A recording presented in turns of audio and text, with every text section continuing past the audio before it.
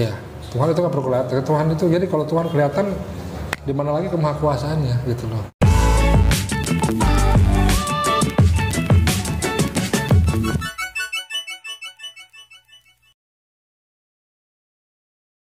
Shalom saudaraku, salam damai sejahtera di dalam kasih Kristus. Berjumpa lagi dengan saya. Di Juli kita akan belajar berapologetika bersama-sama di channel ini.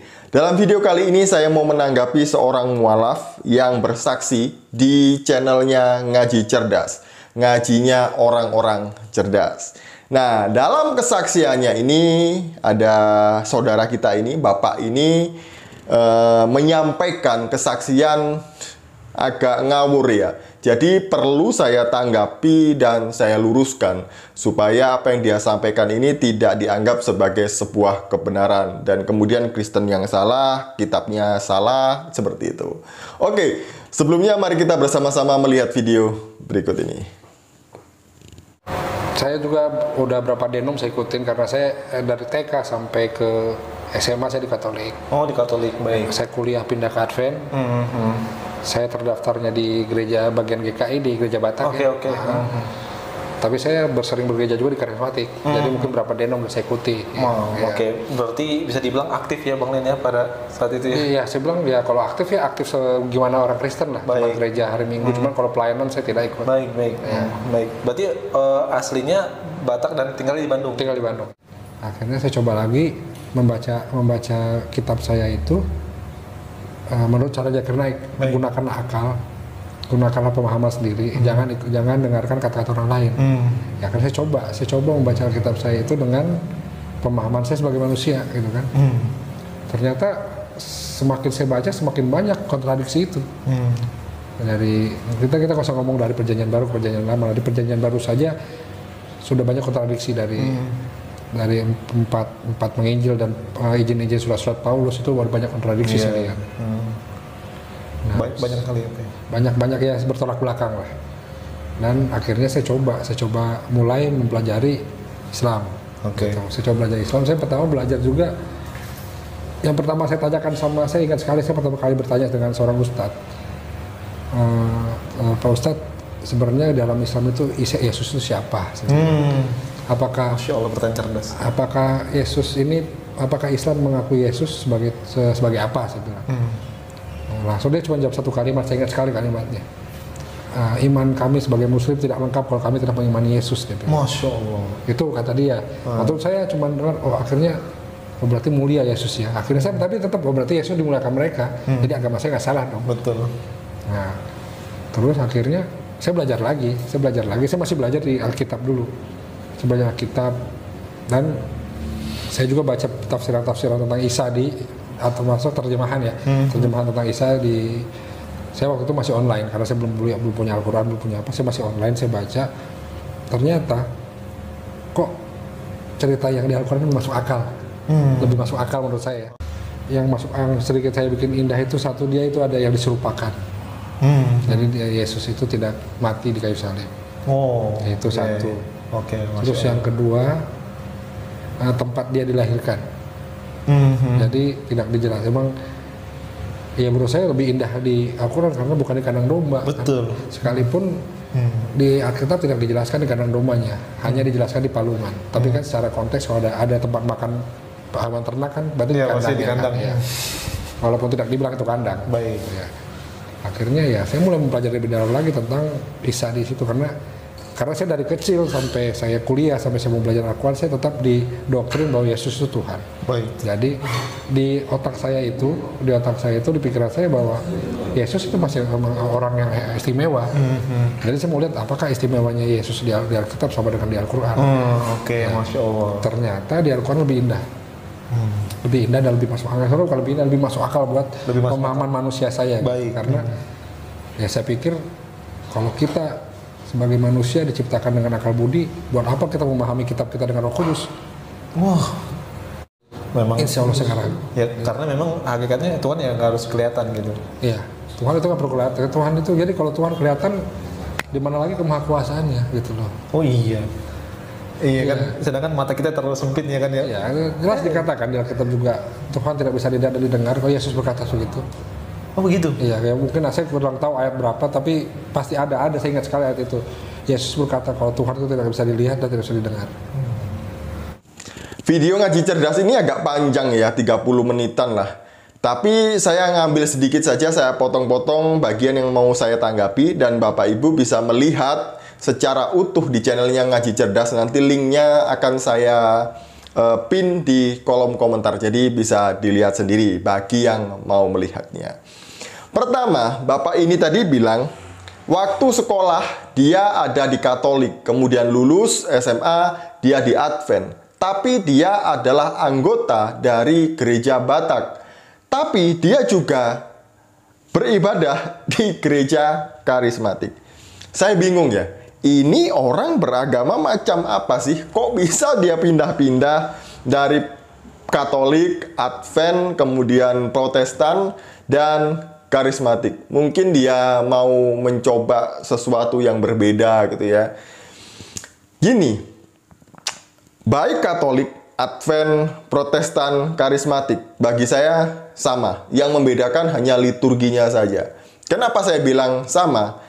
Asalkan mereka percaya Yesus adalah Tuhan dan Juru Selamat, percaya kepada Allah Tritunggal, dan percaya bahwa Alkitab adalah firman Allah, kita semuanya adalah satu tubuh Kristus. Kecuali Mormon dan Saksi Yehova. Dan ini agak aneh bagi saya, orang yang beribadah seperti ini ya. Jadi dia nggak dapatkan di Kristen, setelah coba semua aliran, dia pindah ke Islam. Nanti di Islam dia nggak cocok lagi, dia mungkin pindah ke Konghucu, Buddha, Hindu gitu ya. Nggak cocok lagi, ateis dia. Oke, sudahlah itu urusannya dia ya, kalau masalah pindah-pindah ini. Kemudian yang kedua, yang perlu kita tanggapi adalah, dia bilang begini tadi, yang kedua, membaca Alkitab harus pakai akal, jangan pakai Roh Kudus, kata ini.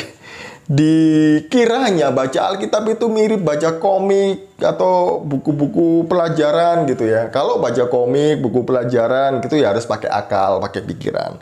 Tapi Alkitab beda karena ini adalah firman Allah. Kalau kita mengandalkan pikiran kita yang kecil dan sempit ini, bagaimana mungkin kita bisa menyelami pikiran Allah yang begitu besar dan luas itu? Kalau kita mengandalkan pikiran, kita ini manusia ciptaan yang sangat kecil. Bagaimana mungkin kita mau mengenal Allah yang besar itu dengan pikiran kita yang kecil ini? Nggak bisa. Oleh karena itu, kita perlu pertolongan Roh Kudus. Jangan hanya pakai akal. Kalau pakai akal ya pasti seperti ini. Akan keluar meninggalkan imannya. Yang ketiga, dia bilang banyak kontradiksi dari perjanjian baru ke PL. Kebalik. Kemudian di keempat penginjil. Salah. Maksudnya di keempat kitab Injil ya. Dan kemudian banyaklah pokoknya yang kontradiksi itu ya. Yang kontradiksi itu yang mana sih? Kok hanya sekedar ngomong kontradiksi, tapi nggak ditunjukkan bagian mana yang kontradiksi menurut dia ini, menurut saudara kita ini ya.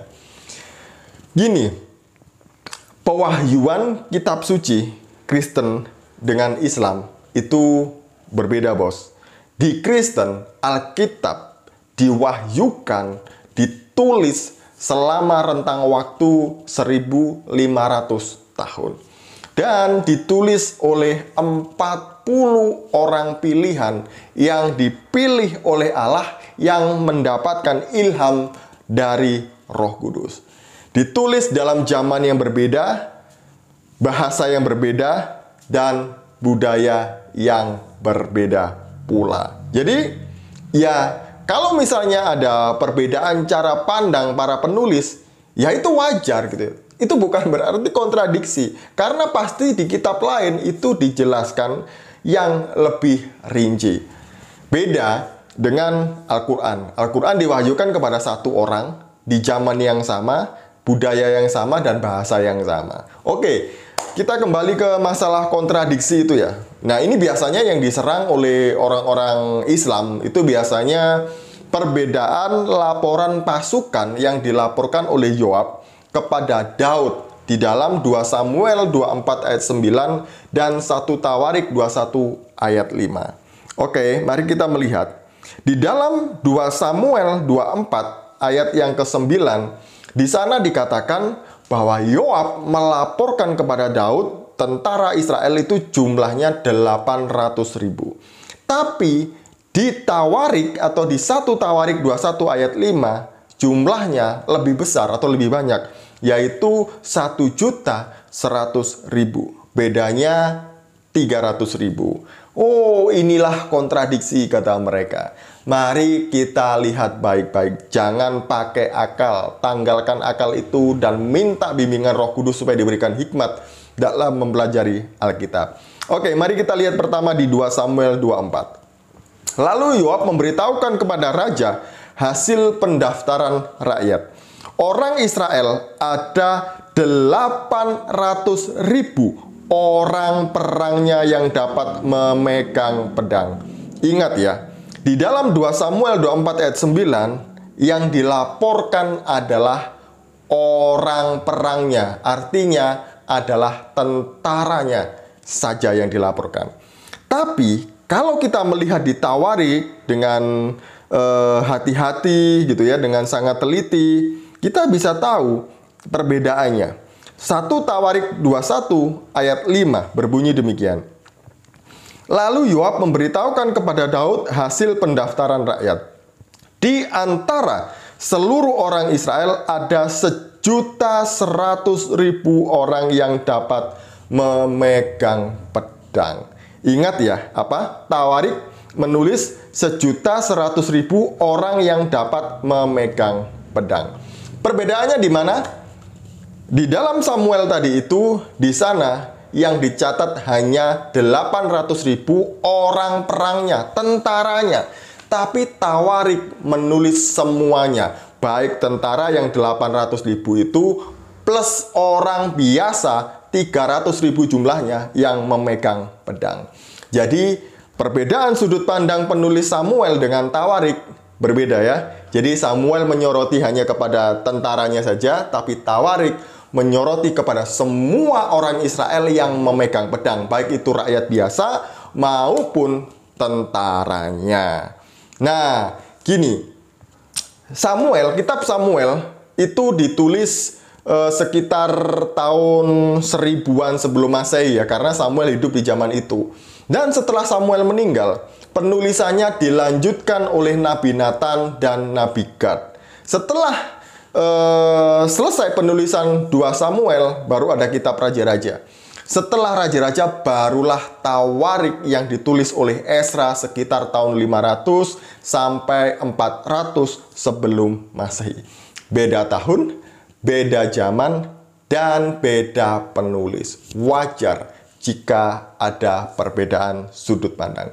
Tapi itu justru saling melengkapi satu dengan yang lain. Jadi kalau belajar Alkitab begitu caranya. Berdoa dulu, minta bimbingan kepada Roh Kudus supaya diberi hikmat. Kemudian yang keempat, iman Muslim kami tidak lengkap tanpa mengimani Yesus, kata Ustadz yang ditanya oleh Bapak ini. Beda Isa Al-Masih dengan Yesus. Saya sudah berulang-ulang sampaikan ini, tekankan ini, bahwa Isa yang disembah oleh orang Islam berbeda dengan Yesus yang disembah oleh orang Kristen. Jawabannya ada di poin yang kelima. Kenapa berbeda? Jadi menurut Bapak Ibu, Bapak itu tadi, yang kelima, cerita Yesus yang di Quran lebih indah dan masuk akal. Jadi Yesus itu tidak mati, diserupakan, dan tempat kelahirannya lebih layak, lebih indah daripada di kandang. Ya, orang ini kok bangga ya dengan cerita ini ya. Tapi ngomong-ngomong, masalah ini jadi mengingatkan saya kepada satu cerita di mana ada bidat Gnostik sebelum Islam lahir, setelah kekristenan gitu ya. Jadi bidat Gnostik ini percaya bahwa Yesus itu tidak benar-benar menjadi manusia, sehingga tidak mungkin bayangan Yesus bisa disalibkan. Kedua, ada bidat yang pendirinya adalah Basilides. Teori yang dia diciptakannya adalah doketisme, dari kata doken yang artinya diserupakan. Menurut teori doketisme ini, Yesus tidak mati di salib, tapi Yesus meloloskan diri dan digantikan oleh Simon dari Kirene dan diserupakan wajahnya mirip dengan Yesus. Sebelum Islam mengatakan bahwa Yesus tidak mati di salib dan diserupakan, ada bidat-bidat Kristen, Gnostik, doketisme yang sudah mempercayai teori penyerupaan ini. Ngomong-ngomong, semoga Bapak ini melihat video ini. Saya tanya ini ya, Yesus itu diangkat ke surga, tidak jadi disalib, tapi diserupakan. Diserupakan dengan siapa? Karena ada perbedaan tafsir di Islam. Ada yang bilang dari Simon dari Kirene, Simon Petrus, Yudas Iskariot, ada murid Yesus yang masih muda tapi tidak tahu namanya. Yang mana? Oke, kemudian masalah tempat kelahiran Yesus yang lebih layak di bawah pohon kurma. Di kandang domba nggak layak katanya dia. Ya ini kan pikirannya dia, karena dia pakai pikiran itu. Tapi dalam pikiran Allah nggak begitu. Ada maksud dan tujuan Allah kenapa Yesus harus lahir di kandang, gitu ya. Dan ngomong-ngomong tentang Yesus lahir di bawah kurma atau Isa yang lahir di bawah kurma, karena Yesus bukan Isa ya, Isa yang lahir di bawah kurma.